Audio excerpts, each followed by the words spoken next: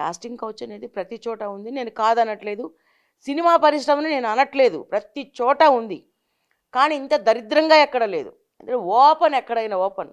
అంటే ఒక హీరోయిన్కి ఆఫర్ రావాలంటే ఖచ్చితంగా డైరెక్టర్తో ఉండాలి. ఒక హీరోయిన్కి ఆఫర్ రావాలంటే ప్రొడ్యూసర్తో ఉండాలి. ప్రొడ్యూసర్ ఓకే అంటే హీరోతో కూడా ఆమె వెళ్ళాలి. ఇంకెవరు మేకప్ మ్యాన్ అంటే అందరినీ అనట్లే.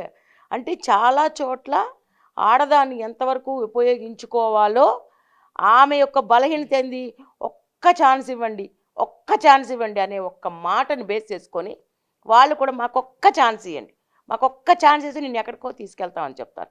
ఏమన్నా తేడా వచ్చిందనుకోండి, ఈ పిల్లలు అమాయకులు, ఇస్తారన్నాడు కదా ఇస్తాడని చెప్పి వాళ్ళు కమిట్మెంట్కి ఒప్పుకున్న తర్వాత ఇవ్వకపోగా ఆమెతో ఉన్నప్పుడు ఆ ఫోటోలు తీసి ఆమెను బ్లాక్మెయిల్ చేయడము, ఇలాంటి చెత్త వ్యవహారాలు కూడా చేసిన సందర్భాలు ఉన్నాయి.